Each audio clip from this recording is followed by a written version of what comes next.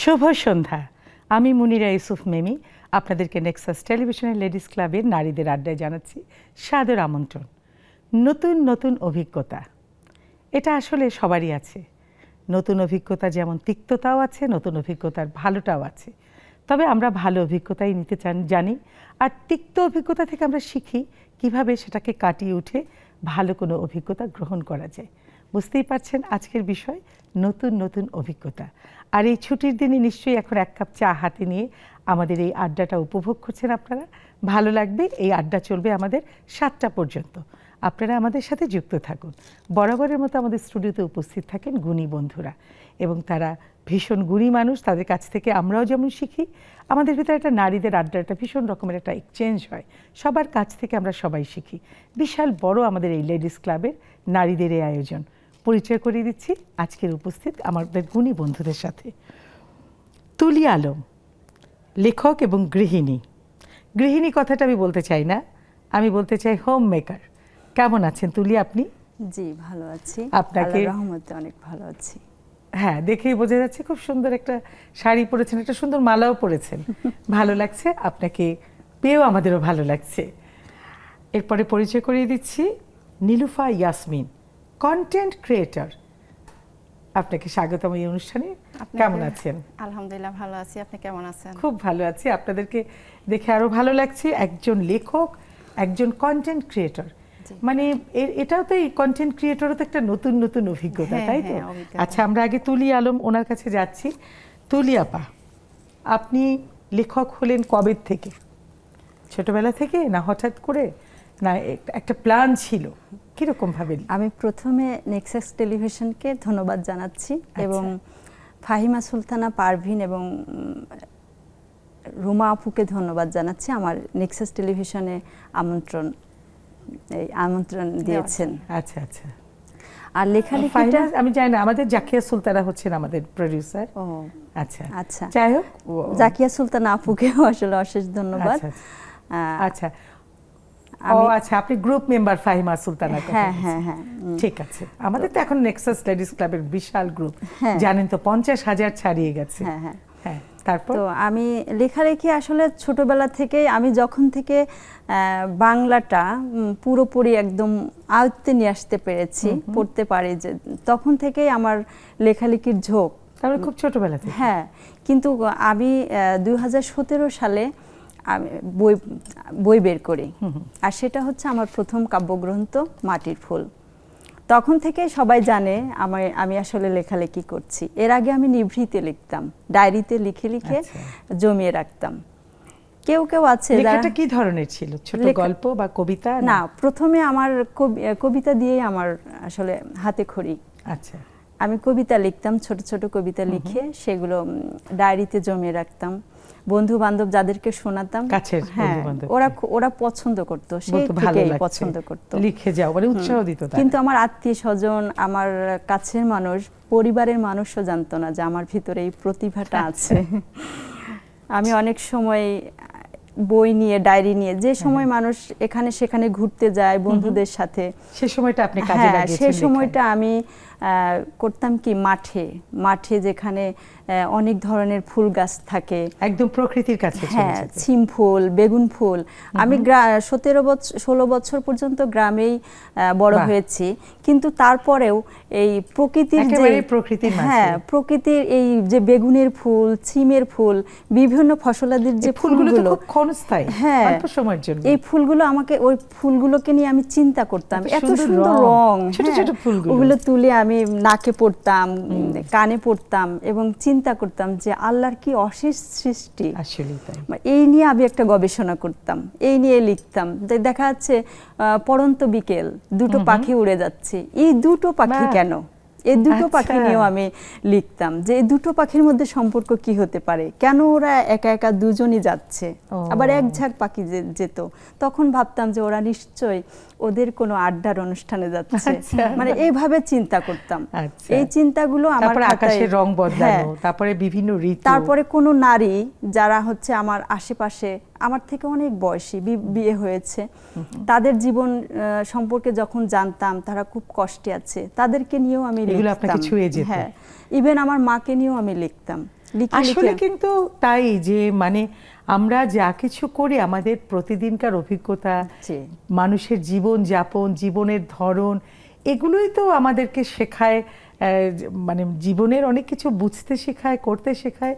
এবং এই যে আপনাকে লিখতে শেখালো, ভীষণ ভালো লাগলো। আবার আসছি ফিরে আপনার কাছে চলে যাচ্ছি। নীলুফা ইয়াসমিন, কন্টেন্ট ক্রিয়েটর, এটা তো খুব বেশি দিনের, এটাকে একটা পেশা হিসেবে নিয়েছেন আপনি, না আপনি আপনার মতো করে নিজের মনের কি বলে এটাকে, মনের খোরাকের জন্য এটা করে যাচ্ছেন? প্রথমে জানাই আমি নেক্সাস টিভিকে আমাকে এত সুন্দর একটা অনুষ্ঠানে ডাকার জন্য, তারপর হচ্ছে জাকিয়া আপু এবং ফাহিমা আপুকে যে আমাকে এখানে আমন্ত্রণ জানাইছে। তারপরে হচ্ছে যে আসলে আমি কন্টেন্ট ক্রিয়েটর হয়েছি এখানে করোনা থেকে। আচ্ছা, যখন করোনাটা শুরু হয়, আসলে আমি অনেক সাধারণ একটা মানুষ। সাধারণ বলে কিছু নেই, সাধারণ মানুষ সাধারণই থাকে, অসাধারণই বেঁচে থাকে। কিন্তু মানে এমনটা হয়েছে আমার লাইফে যে আমি কখনো ফেসবুকে একটা ছবি আপলোড করি নাই। কিন্তু যখন করোনা আসছিল তখন ঘরবন্দি ছিলাম, আস্তে আস্তে মনে হচ্ছে করোনা আমাদের অনেক কিছু শিখিয়েছে। হ্যাঁ, অনেক কিছু শিখিয়েছে। তখন আমার কাছে মনে হয়েছে যে কিছু একটু বলি, হ্যাঁ, ফেসবুকে বা অনলাইনে। ওই বলতে বলতে গিয়ে কখন যে আমি মানে অনেক হয়ে গেলাম আমি নিজে জানি না। এখন আলহামদুলিল্লাহ আমার এখন 8 লাখ ফলো ফেসবুকে। হ্যাঁ, আপনার বিষয়গুলো কি থাকে? আমার বিষয়গুলো প্রথমে থাকে এই যে সমাজমূলক কিছু কথা, মানে নিউজ থাকে, মেসেজ থাকে। আমি আমার 2টা ছেলে নাইম এবং ইভেন, ওদেরকে নিয়ে আমি ভিডিও করি। ওরা কতটুক? ওরা 2জনে অনার্সে পড়ে। আচ্ছা আচ্ছা, একটা ফার্স্ট ইয়ার, একটা সেকেন্ড ইয়ার। জীবনের গল্পগুলো, অভিজ্ঞতাগুলো এগুলো শেয়ার করে। একটা মা কিভাবে তার সন্তানকে মানুষ করতেছে, কিভাবে শাসন করতেছে, কিভাবে আদর করতেছে। হয় না আমি আমার সন্তানকে শাসন করছি, এরপরে আবার একটু পরে তাকে একটু ডেকে নিয়ে আদর করে কিভাবে একেবারে বাস্তবতাটা আপনি তুলে ধরেছেন। হ্যাঁ, আমার এই ক্যামেরায় ভিডিও করা এগুলো কে করে দেয়? আমার ছেলেরাই। ধরেন আমরা 3জনে, এখন আপনারটা আমি শুট করতেছি, আমারটা ওরা একজন করতেছে।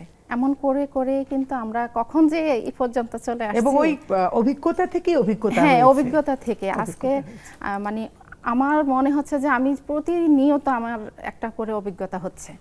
যেমন আজকে যে এখানে আসছি, এটা আমার একটা অভিজ্ঞতা। হ্যাঁ, দারুণ বলেছেন। কারণ হচ্ছে কি আমি এখানে প্রথম আসছি। হ্যাঁ, আমার এটা আসলে একটা অভিজ্ঞতা। অনেক বড় অভিজ্ঞতা, এত ক্যামেরা, এত লাইট, এত কিছু আমার মনে এবং এটা লাইভ হচ্ছে। হ্যাঁ, এটা আরো অনেক বড় অভিজ্ঞতা। হ্যাঁ, আমি জানি আমার অনেক ফলোয়ার্সরা আজকে এটা দেখতেছে এবং কি মানে খুবই মজা পাবে। কারণ আমি কালকে যখন নিউজটা পাইছি, আমি পোস্ট করছি, তখন থেকে তারা মানে খুবই এক্সাইটেড এবং কি অনেকে টিভি পর্দায় বসে আছে। আমিও এক্সাইটেড, আমি আজকে আপনার ফলোয়ার হয়ে যাব আজকে। এছাড়া সবচেয়ে বড় কথা যেটা, সেটা হচ্ছে আপনি আমাদের আজকে মানে এখানে ডাকছেন অতিথি হিসাবে, বা আপনি আছেন, এটা অনেক মানে সুন্দর একটা না এই যে আমি আপনার কাছে কিন্তু শিখছি। এটা হচ্ছে একটা আসলে নেক্সাস লেডিস ক্লাবের, এটা এই প্ল্যাটফর্মটা হচ্ছে সবচেয়ে বড় জিনিস। আমাদের এক্সচেঞ্জ হচ্ছে অভিজ্ঞতা, শেখার কিন্তু শেষ নেই। এই যে আজকে আপনারা দুজন যে কথাগুলো বলছেন, এটাও আমার একটা নতুন অভিজ্ঞতা। ফিরে যাচ্ছে তুলি আপা আপনার কাছে। তো এই লেখালেখিটার গল্পগুলো বললেন, এভাবে শুরু করলেন, এরপরে আপনার পরিবার জানা, বা আমি একটা বইও দেখতে পাচ্ছি, তার মানে আপনার পাবলিশ হয়েছে। এই জায়গাটায় কিভাবে আসলেন? এখানে আসতে কি কোনো তিক্ত অভিজ্ঞতা হয়েছে, না পুরোটাই খুব ভালো অভিজ্ঞতা? আসলে আমরা সর্বক্ষেত্রে থেকেই কিছু ভালো কিছু মন্দ সবকিছুই পেয়ে থাকি, কিন্তু মন্দটাকে প্রাধান্য না দিয়ে ভালোটাকেই আমরা আসলে গ্রহণ করি, আর সেটাই আমাদের উচিত। তো আমার লেখালেখিটা মানুষ কখন জানতে পারলো, আমার আত্মীয় স্বজন যারা আমাকে চেনে, আমি যখন ফেসবুকে যখন বিয়ের আগে না হ্যাঁ বিয়ের পরে আমি ফেসবুক ইউজ করছি। সেটা হচ্ছে 2015 সাল থেকে। মানে কর্তা বাবু কি জানতেন? না, আমি সেটাই আসছি। আমার বাসায় তো অল টাইম একটা কম্পিউটার সেট থাকে। তো আমি একদিন কৌতূহলবশত, যে আমার হাজবেন্ড ফেসবুক ইউজ করে, আমি কেন করব না। তো আমি ওই স্টেপ বাই স্টেপ গিয়ে ফেসবুক আমার কাছ থেকে যা যা চাইলো আমি সেটা দেওয়ার পরে ফেসবুকটা ওপেন হয়ে গেল। আচ্ছা। তো আমি তখন অনেকগুলো ছবি আপলোড করি যে আমি মানে আমার অ্যাক্টিভিটিসটা দেখানোর জন্য। তখন তো আমি কিছুই বুঝি না। তো যাই হোক, আমার হাজবেন্ড তো প্রথমে সে হাঁ হয়ে গেল, বলছে যে তুমি, মানে সে বিশ্বাস করছে না যে আমি এটা করেছি। মানে সে পজিটিভলি, মানে হ্যাঁ, মানে আপনি- প্রথমে সে আমাকে বলছে তুমি খোলোনি এটা। আমার ভাই আবার ছোট ভাই, ও আমার মানে ছোটবেলা থেকে ওর সাথে আমার খুব ভালো রিলেশন, বন্ডিংটা খুব ভালো। তা ও আমার বাসায় থাকে, ম্যাচে থাকলেও অনেক সময় আমার বাসাতেই বেশিটা বেশি সময় সেই থাকে। বোনের কাছে। তো হচ্ছে ও কম্পিউটার ইঞ্জিনিয়ার, ও আচ্ছা। বিএসসি ইঞ্জিনিয়ার করেছে ইন্টারন্যাশনাল ইউনিভার্সিটি থেকে। আচ্ছা। তো ভাবছে যে ওই আমাকে খুলে দিছে, ওকে বকাঝকা করছে। আচ্ছা, আচ্ছা। মানে প্রথমে নেগেটিভই নিচ্ছে। হ্যাঁ, আচ্ছা, হতে পারে অনেক হ্যাঁ, সময়। নেগেটিভ নিচ্ছে যে আমাকে কেন এটা করে দিল, আমার ওদিকে হয়তো সময় ব্যয় হবে। আর তারা জানে যে ফেসবুকে কি কি হয়। আসলে একটা দড়ি, ওটাকে কিন্তু আমি ভালো কাজে ইউজ করতে পারবো, সেটাই খারাপ কথা। কাজে সেটার ইউজ জন্য করতে ফেসবুক এটা আমার মন থাকতে মানসিকতা, থাকা না থাকাটা হ্যাঁ, বিষয় না। সেটাই, এটা হচ্ছে মন মানসিকতার উপর, আমার রুচির উপর নির্ভর করে যে আমি একদম। ওটা কিভাবে ব্যবহার করব। একদম। তো আমি আমার কবিতা আপলোড করতে থাকলাম, যেই ডায়েরির কবিতাগুলো ওগুলো আমি টাইপ করে করে আপলোড করতে থাকলাম। তো আমি খুঁজে খুঁজে আমার, তার আগে আমি একটু ফিরে যাই, ছোটবেলা থেকে মানুষের কেমন চিন্তাধারা থাকে আমি জানি না, তবে আমি যখন টিভি দেখতাম, টিভিতে দেখতাম যে সারিবদ্ধ হয়ে মেয়েরা সুন্দর শাড়ি পরে আবৃত্তি করে, গান করে, বা একক আবৃত্তি করছে। হ্যাঁ, এই জিনিসগুলো আমার কাছে খুব ভালো লাগতো, মানে আমি খুব ফিল করতাম যে ওই জায়গাটা যদি আমি যেতে পারতাম। এটা একান্তই আমার মনের কথা এবং আমার মনই জানে। আমি কখনোই এটা কারোর কাছে প্রকাশ করিনি, কারণ আমি যেই ফ্যামিলিতে মানুষ হয়েছি, যেই পরিবেশে মানুষ হয়েছি, এটা চিন্তার বাইরে, বুঝতে পেরেছি। শুধু আমার মনেই লালন করে গেছি। তো ওই যে 2015 সালে আমি ফেসবুকে গিয়ে খুঁজতে খুঁজতে একটা কবিতা সংগঠন পাই। সংগঠন পাওয়ার পর সেখানে তাদের প্রতিষ্ঠা বার্ষিকী সামনে ছিল, তো কবিতার প্রতিযোগিতা চলছিল। আমার কিছু কবিতা ওখানে আপলোড করি, তারা আমাকে জয়েন করে নেয়, যুক্ত করে তাদের সংগঠনে। হ্যাঁ, এবং আমার কবিতাগুলো খুব পছন্দ করছিল। তবে ওখানে আমার কিছু ভুল ত্রুটি ছিল, যে আমি রবীন্দ্রনাথ ঠাকুরের কবিতা খুব পড়তাম, তো যে তার ছায়া ছিল, তার ছায়া ছিল। তো আমি তাদের গ্রুপে লিখতে লিখতে ওই ছায়াটা আমার কেটে গেল। তো অনেকে আমার ভুল ধরতেছিল, প্রভাবিত তো হতেই পারে, ভুল ধরতেছিল। এই গল্পে আবার ফিরে আসছে, একটা ছোট্ট বিরতিতে যেতে হবে, গল্পটা ভুলে যাবেন না। আচ্ছা, না না, ভীষণ ভালো লাগছে। একটা ছোট্ট বিরতিতে যাচ্ছি, ফিরে আসছি খুব শীঘ্রই। এই অভিজ্ঞতা, নতুন নতুন অভিজ্ঞতা থেকে আপনি আমি সবাই অভিজ্ঞতা গ্রহণ করব, তবে ভালো অভিজ্ঞতা, খারাপ অভিজ্ঞতাগুলো নয়। নতুনদের বলছি, যারা এখনো আমাদের সাথে যুক্ত হননি, আমাদের টিভি স্ক্রিনে দেয়া আছে জুমের আইডি এবং পাসকোড, তাড়াতাড়ি আপনারা যুক্ত হয়ে যান। ফিরে আসছি খুব শীঘ্রই।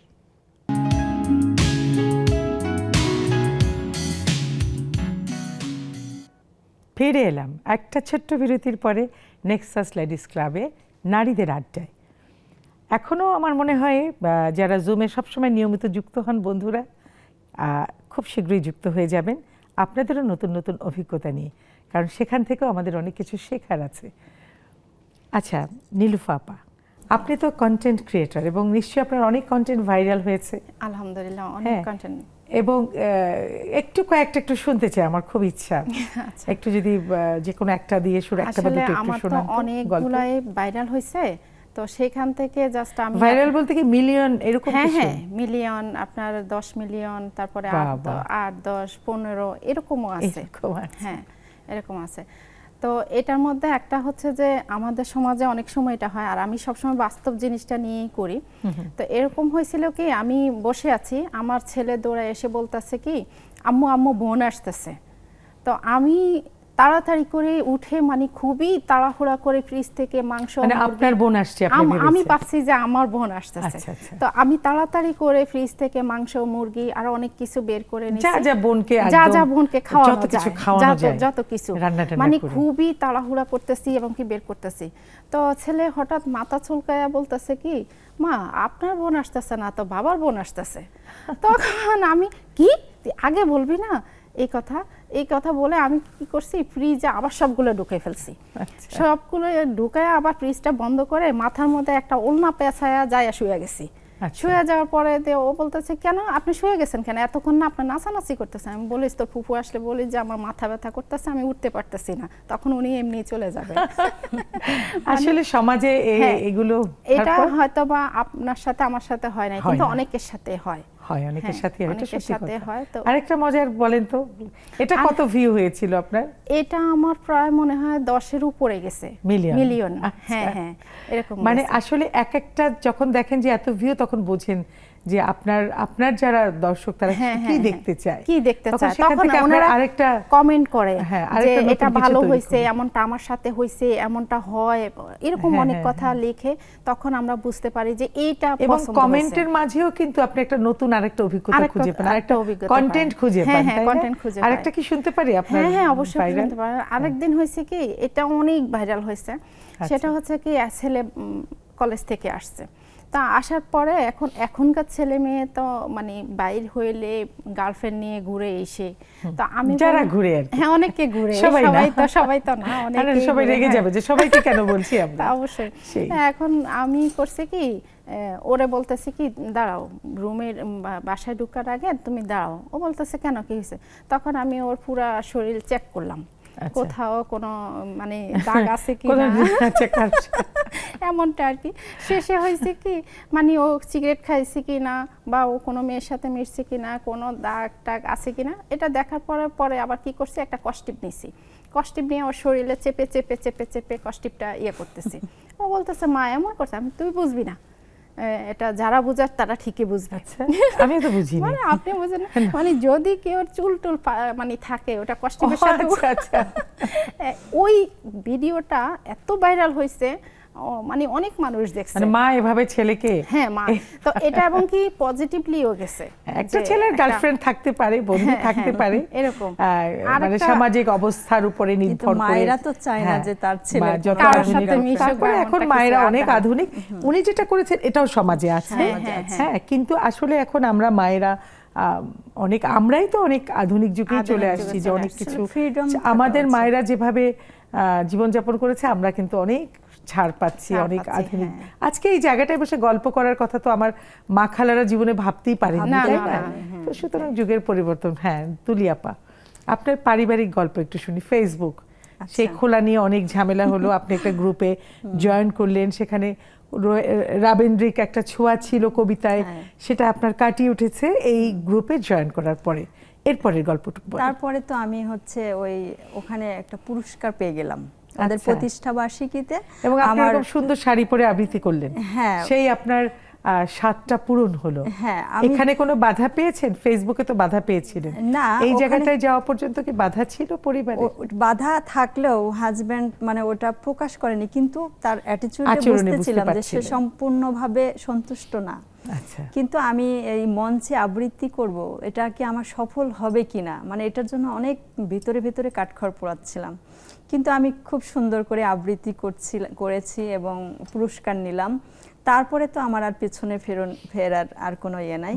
আমি প্রচুর লেখালেখি শুরু করছি, আমার এবার পড়ালেখাও শুরু করছি, যে আমার আরো শিখতে হবে, আমার ছন্দ তাল লয়।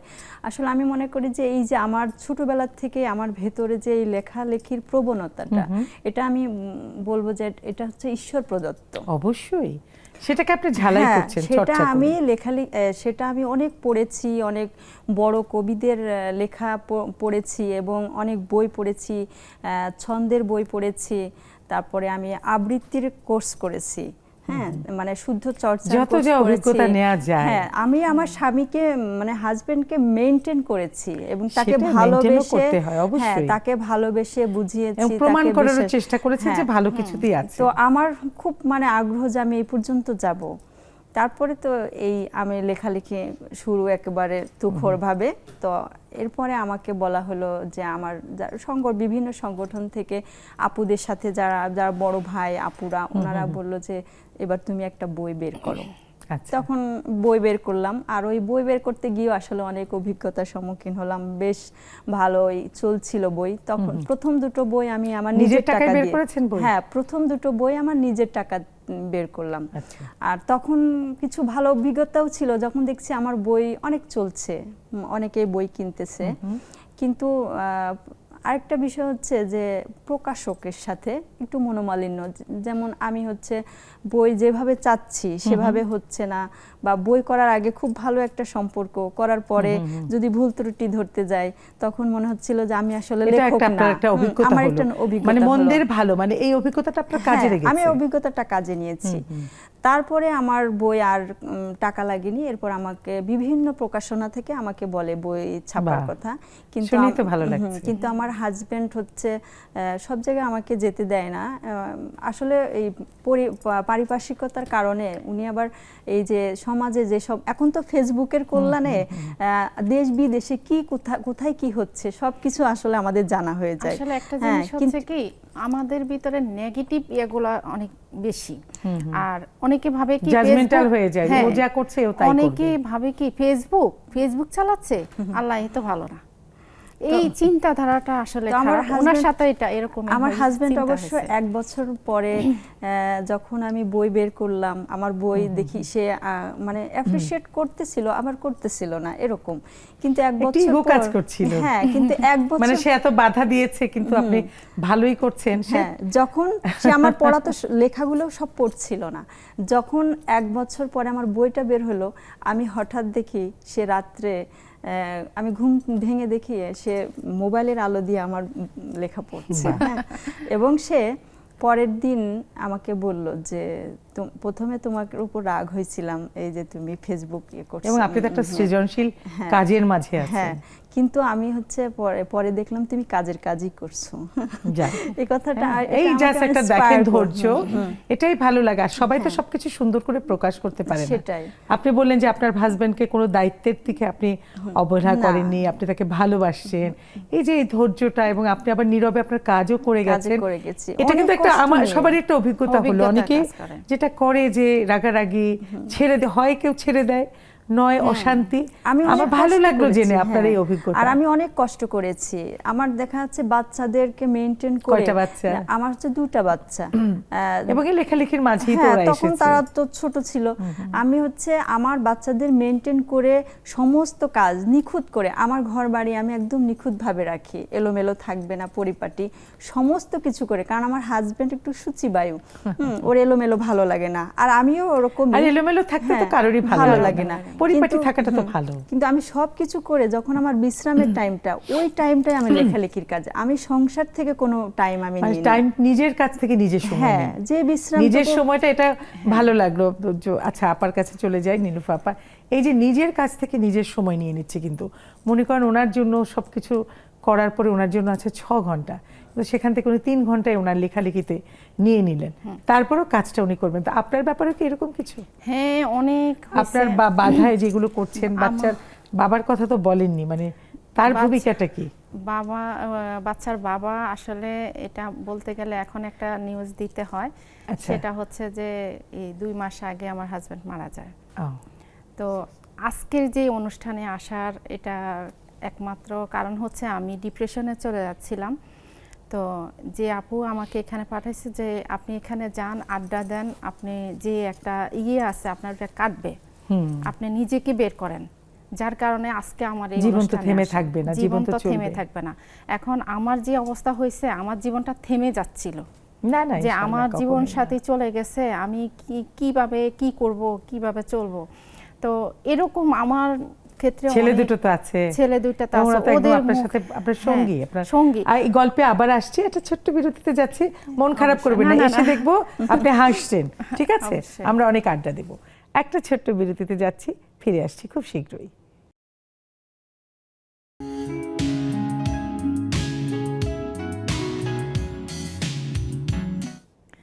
ফিরে এলাম ছোট্ট একটা বিরতির পরে নেক্সাস লেডিস ক্লাবের নারীদের আড্ডায়।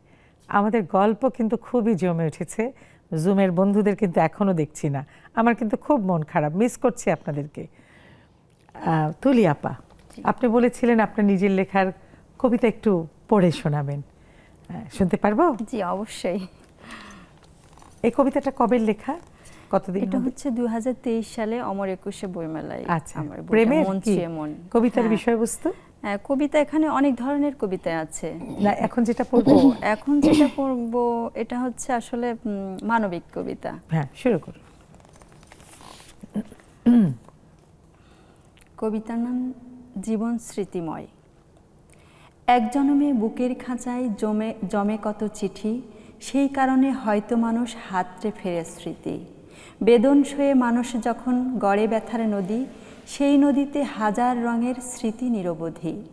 ইচ্ছে হলে যায় না ছেঁড়া স্মৃতির খেরোখাতা, জীবন যেন দুঃখের ভীষণ আঁকা সকল পাতা। পুষ্পতুল্য জীবন যাদের তারাও স্মৃতি পোষেন, বলুক যতই বেদন বিনায় সর্বসময় হাসেন। তাদের বুকেও ব্যথার নহর ছলছলিয়ে দোলে, বুকের মাঝে স্মৃতির আবাদ গোপন করে চলে। বাহ, ছন্দে ছন্দে মিলিয়ে ভালোই তো লিখলেন। Thank you. তো আপনার এই পর্যন্ত আসার শুধু ভালো অভিজ্ঞতা খারাপ অভিজ্ঞতাও বলেছেন, কিন্তু এই মুহূর্তে আপনার প্ল্যানগুলো কি আছে লেখালেখি নিয়ে? আমার এই মুহূর্তে লেখালেখি নিয়ে এখন তো আপনার আর কোনো বাধা নেই?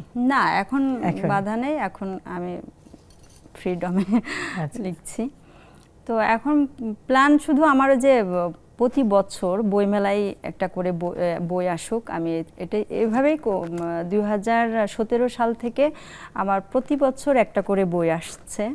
তো 3টা উপন্যাস, 3টা গল্পের বই, আর হচ্ছে 3টা কবিতার বই এসেছে। আপনি তো লিখে যাচ্ছেন, আমরা যেটা করি যে গায়ক গায়িকা বা যে ক্ষেত্রে থাকে পরের জেনারেশনকেও তৈরি করে এবং তৈরি হয়। একটি দুটি তিনটি সন্তান যাই থাকুক, আপনার 2টি সন্তান আছে, ওরা কত বড় আমার আর জানা হয়নি, এখন জানবো। তো ওদের মাঝে কি আপনি এই উৎসাহটা তৈরি করছেন যে ওরা লেখালেখিতে আসুক?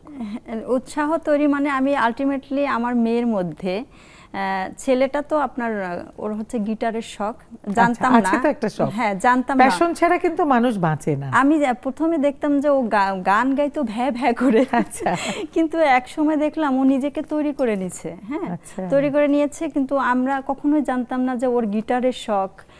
ও চিন্তা করতো যে একটা গিটারের দাম 14,000 15,000 টাকা, আব্বু কি এটা আমার দেবে, এরকম একটা ওর চিন্তা করতো। আমরা সবসময় ওকে ওইভাবেই মানুষ করেছি যে যেরকম সামর্থ্য মানে ওভাবেই তৈরি করা, মানে চাওয়া যেটা তোমার প্রয়োজন না সেটা তুমি চাইতে পারবে না, কিন্তু যেটা প্রয়োজন সেটা আমরা যেভাবে হোক দেব। কিন্তু আমরা জানতাম না যে ও গিটারের প্রতি ওর একটা মানে আগ্রহ আছে। একদিন আমাকে বললাম, আমাকে একটা গিটার কিনে দিবে। আমি বলছি খেলনা গিটার? বলছে না, আমার হচ্ছে সত্যিকারের একটা গিটার লাগবে। তাই আমি বলছি গিটার কি করে, তোমার তো গিটারের শখ আছে। বলছে আমার আছে, কিন্তু আমি বলিনি। তোমরা কি গিটার কিনে দিবে? লেখার মতো সব ভেতরে ভেতরে লেখা।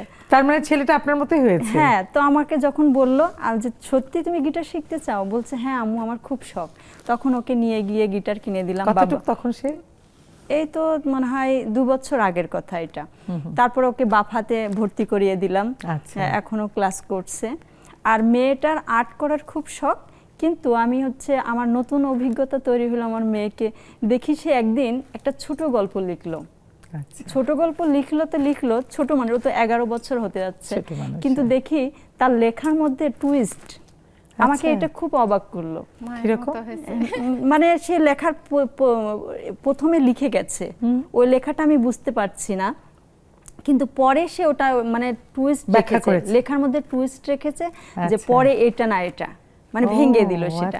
তো আমি মানে ও যেহেতু পড়তেছে একটা গল্প লিখতেই পারে সাধারণভাবে, কিন্তু সে ডায়লগ দিয়েছে, তারপর টুইস্ট রেখেছে, এটাই আমাকে অবাক করছে। শুধু অবাক করেছে আপনি ওর এটা ধরে রাখার জন্য আপনার যেটুকু আমি বলেছি বাবা তুমি এখন আপনার বেলায় ওর বাবার যে এটা ছিল, এখন মেয়ের বেলায় ওর বাবার মনোভাবটা কি? না, ওর বাবা এটা দেখে আমি যখন বললাম যে দেখো ওই এই গল্পটা লিখেছে, আমি তো অবাক হয়ে গেলাম।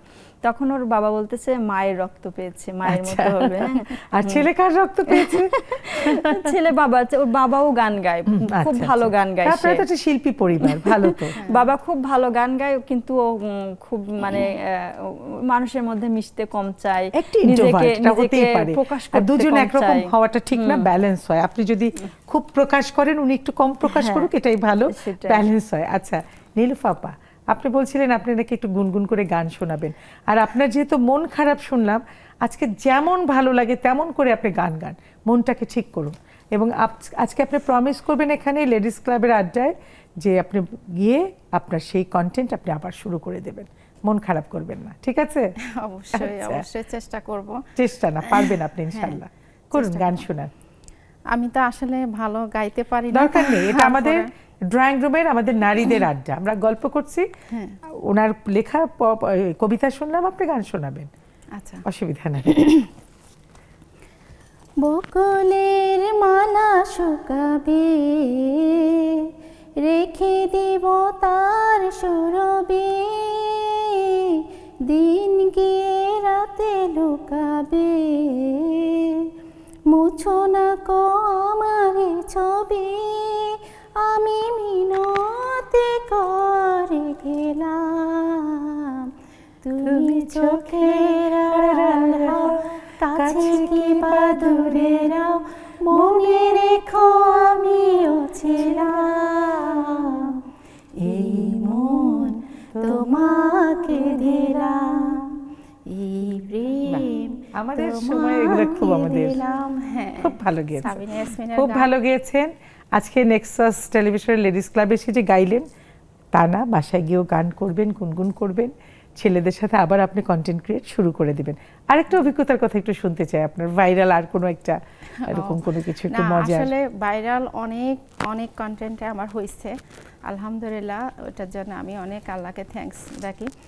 আরেকটা জিনিস হয়েছে কি, আমি ওখানে আপনার পেজের নামটা কি? নীলাস খাবার দাবার, নীলাস মানে আমার নাম হচ্ছে নীলা। আচ্ছা আচ্ছা। হ্যাঁ, তো আমি যখন পেজ খুলছিলাম তখন ধরেন যে নাম, এই নামগুলো কমন হয়ে গেলে তো ওটা অনেকের চলে আসে, তো আমার ছেলেরাই কিন্তু আমার সবকিছু, মানে আমার আইডল হচ্ছে ওরা, মানে আমার তো ছেলেরা আপনি 2 মাস আমাকে, ধরে যেহেতু আপনার একটু হ্যাঁ। মন খারাপ, ছেলেগুলোর উপর চাপ পড়ে যাচ্ছে, তো ভাগ্যিস ওরা ছিল আপনার সাথে। আলহামদুলিল্লাহ, তো আমার মনে নীলাস হচ্ছে কি খাবার দাবার, আমার মনে হচ্ছে কি আল্লাহ তাআলা, মানে আমি হয়তোবা কোনো ভালো কাজ করছি যার কারণে আমার ছেলেদেরকে আমাকে গিফট হিসাবে দিচ্ছে, এর উপরে মনে হয় আমার পৃথিবীতে আর কোনো উপহার নাই। সন্তানরাই বাবা মার আসলে আমি সবচেয়ে বড় কতক্ষণ gift। কথা বললাম ছেলেদের সাথে, খুবই মানে সামাজিক আর হ্যাঁ, খুবই আমার মিশুক। ছেলেরা আসছে যে এবার। একবার হ্যাঁ। মিশে দোয়া করতে বাধ্য, এটা সত্যি কথা, আমি আমার সন্তান বলে বলি না। আলহামদুলিল্লাহ, ফেসবুকে এখন তো আমি 2 মাস থেকে নাই, ওরাই চালাচ্ছে, ওরাই দেখতেছে, তো মানে যথেষ্ট পরিমাণ ওদেরকে দোয়া করতেছে সবাই। মানে ওই কমেন্টগুলো যখন আবার পার্সোনালি এসে অনেকে মেসেজ করে, অনেকে মানে বলে যে তুমি যেভাবে আছো ওইভাবে থাকো, মার সাথে এইভাবে থাকো, এইভাবে করো, ওইভাবে করো। না, ছেলেরা যে কতটা কেয়ারিং, আমি কতক্ষণ আগে মেকআপ রুমে যখন আপনি এসে বলছিলেন মেকআপ আর্টিস্টকে, আমার ছেলে বলছে চোখটা কেমন যেন একটু গর্ত গর্ত মনে হচ্ছে, ওই আপা চোখটা একটু দেখছে। ঠিক করে দাও। খুব ভালো দেখছে লেগেছে আমি লিপস্টিক যে- পরছি, হ্যাঁ। ওটাও বলতেছে মা এই কালারটা না, আপনি অন্য কালারটা দেন। আবার আইল্যাশ পরছিলাম, ওটাও সে বলতেছে যে মা আপনাকে কেমন লাগতেছে, আর পরে খোলাই ছাড়ছে। কেন বললেন জানেন, আজকাল তো সবাই অন্যদিকে তাকায়, চেহারা দিকে তো মোবাইলের দিক তাকায় না, থেকে, তো হ্যাঁ। আপনার সন্তানরা আপনার মুখের দিকে তাকাচ্ছে, দেখছে, কেমন মানে লাগছে। আর এই যে অনুষ্ঠানে So আসবো, lucky। কালকে যে অনুষ্ঠান, ও আমার সব ছবি এখানে অনুষ্ঠানে দেওয়া হয়েছে, এবং কি এই শাড়িটা পরবো, মা তুমি এই শাড়িটা পরবো, খুব মানে ভালো এই, লাগছে শুনে। মানে আর কি ভীষণ ভালো লাগবে, লাগছে। মার্কেটে যেতে হবে, কিছু লাগবে, মানে বিশ্বাস করেন আমি ওদের জন্য যে আমার মন থেকে আমি সব সময় দোয়া আসে, সব সময় অবশ্যই দোয়া, আমাদেরও দোয়া ওদের জন্য, হ্যাঁ, অনেক। সবার সন্তানের জন্য সবার দোয়া, তারপরও এভাবে আঁকড়ে আছে, এভাবে সবকিছু হ্যাঁ, কেয়ারিং। তো আমি দর্শকদের উদ্দেশ্যে বলছি যে নীলুফা আপার পেজের নাম হচ্ছে নীলাস খাবার দাবার, মানে নীলা থেকে নীলাস, এবং এই যে ওনার 2 সন্তানের গল্প করলো, এবং তারা কিন্তু একেবারেই এই যুগের সন্তান, এবং এই যে মাকে কিভাবে তারা হেল্প করছে, মায়ের সাথে কিভাবে তার পেজটাকে আগাচ্ছে, এটা একটা শিক্ষার ব্যাপার। তো একটা ছোট্ট বিরতিতে যাচ্ছি, আমাদের গল্প তো আরো হবে, অবশ্যই, আড্ডা হবে, হ্যাঁ। আবারও একটা ছোট্ট বিরতিতে যাচ্ছি, ফিরে আসছি খুব শীঘ্রই।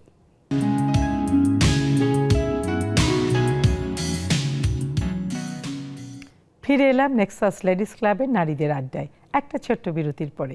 আসলে যা হয়, যখন আড্ডা জমে যায়, গল্প জমে যায়, আমাদের সময়টা শেষ হয়ে যায়, আবার অপেক্ষা করি পরের আড্ডায় আর কি গল্প হবে সেটাই।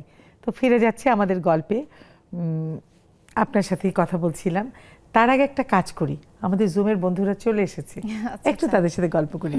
সুরমা আপা শুনতে পাচ্ছেন? সুরমা আপা, আসসালামু আলাইকুম আপু, শুভ সন্ধ্যা। ওয়ালাইকুম আসসালাম, শুভ সন্ধ্যা, কেমন আছেন?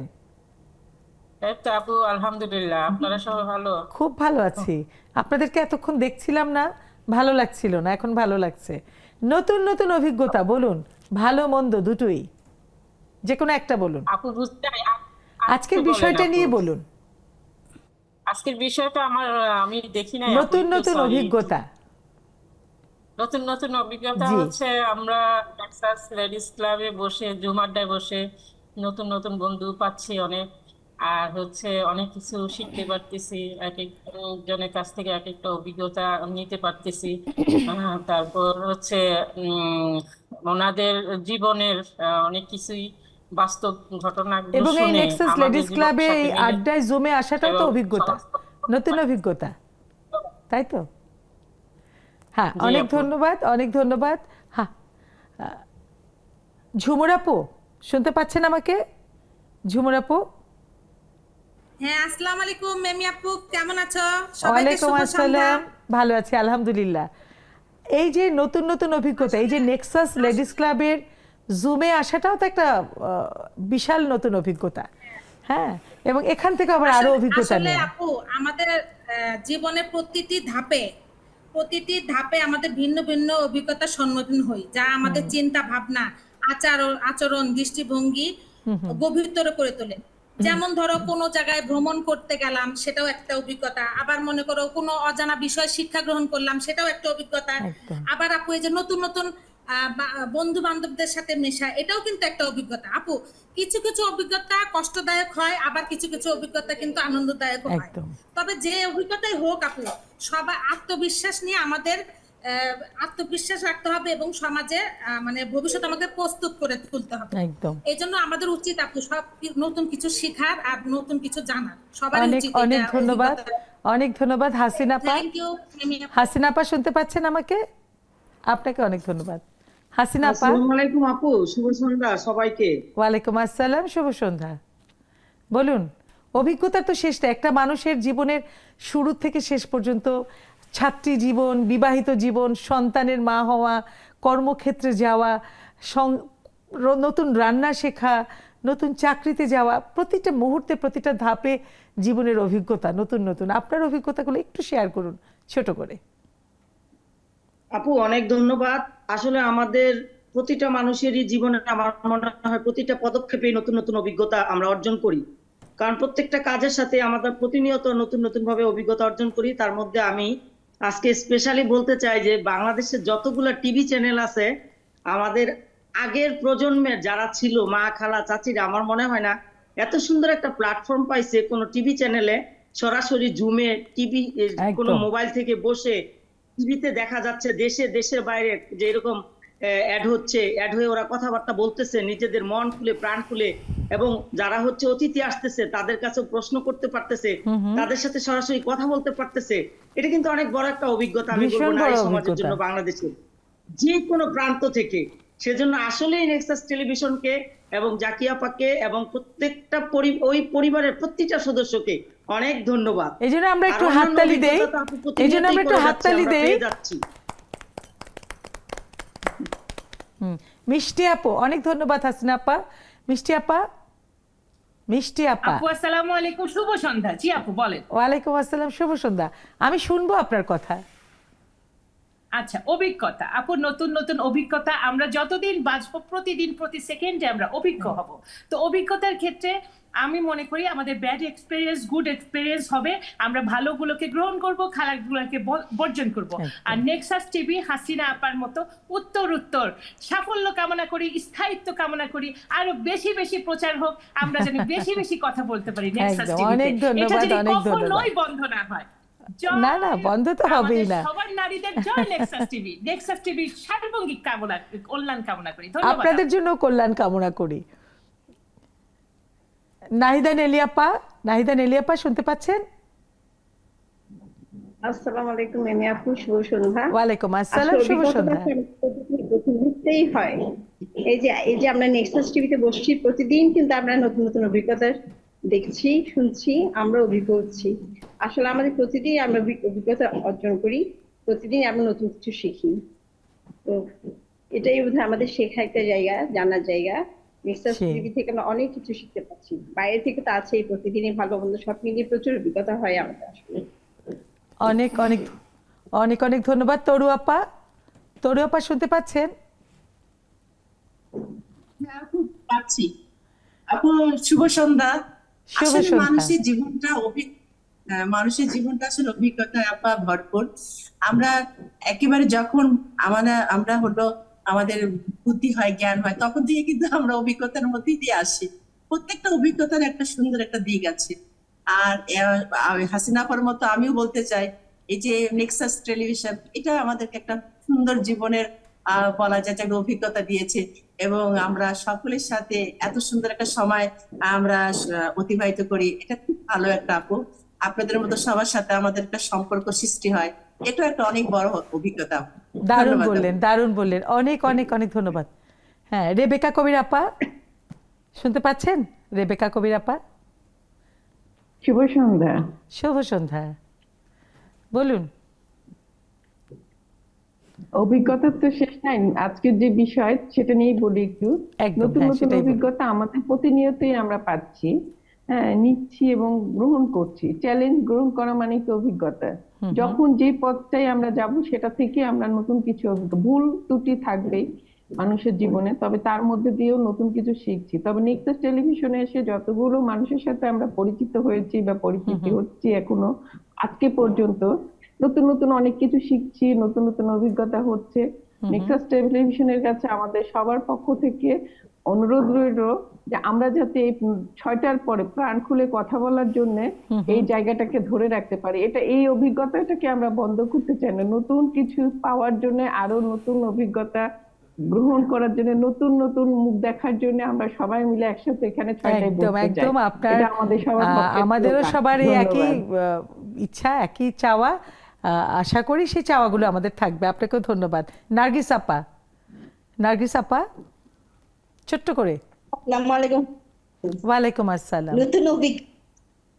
নতুন অভিজ্ঞতা কি বলে, নেক্সাস থেকে তো অবশ্যই অনেক কিছু নতুন অভিজ্ঞতা প্রতিনিয়ত পাচ্ছি। আর ঘুম থেকে জাগা এবং ঘুমাতে যাওয়া পর্যন্ত যে প্রত্যেকটা মুহূর্ত পর্যন্ত এক একটা কিছু শিখতেছি, এক একটা কিছু জানতেছি, প্রতিদিনই শিখতেছি। এটাই হচ্ছে একটা কি বলে বিষয় আমার জন্য।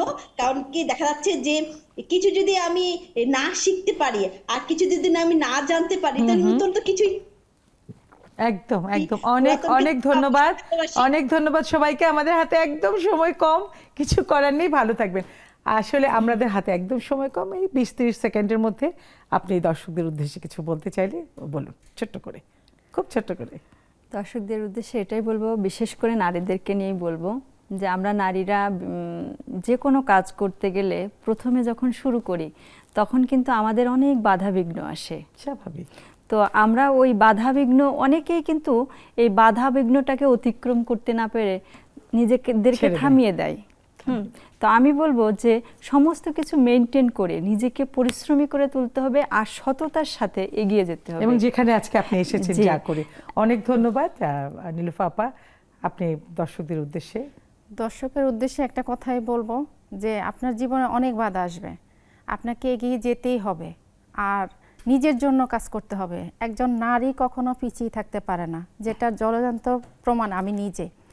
আজকে এমন একটা সময় আসছে যে আমার হাজবেন্ড মারা গেছে, কিন্তু আমি যদি এই জায়গাটা না আসতে পারতাম আজকে আমার অবস্থা অনেক খারাপ হতো। একদম ঠিক আছে, যখন আমি থেমে থাকি না, আমাকে অনেকেই থামাইতে চেষ্টা করছে, আমি একটা মেয়ে, কেন আমি এটা করবো। থামবেন না, থামবেন না, এগিয়ে যাবেন। দুজনের গল্পই কিন্তু এক, শুধু ধরনটা ভিন্ন। আমাদের একেবারে যাবার পালা, বিদায় নিচ্ছি। ভালো থাকবেন সবাই, অনেক ধন্যবাদ আপনারা এসেছেন। আপনাকে অনেক ধন্যবাদ।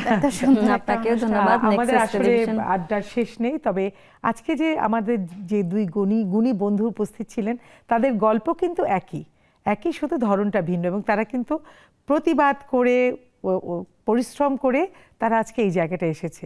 তো সেই অভিজ্ঞতাই যেন তাদের হয়, আপনাদেরও হয়। নতুন নতুন অভিজ্ঞতা, নতুন নতুন সাহস, পরিশ্রম, এটা নিয়ে এগিয়ে যাবেন, পিছিয়ে যাবেন না কখনোই। অভিজ্ঞতাটা কাজে লাগাবেন, অভিজ্ঞতা থেকে অভিজ্ঞতা। ভালো থাকবেন সবাই, অনেক ভালো, অনেক ভালো। দেখা হবে আগামী আড্ডায়।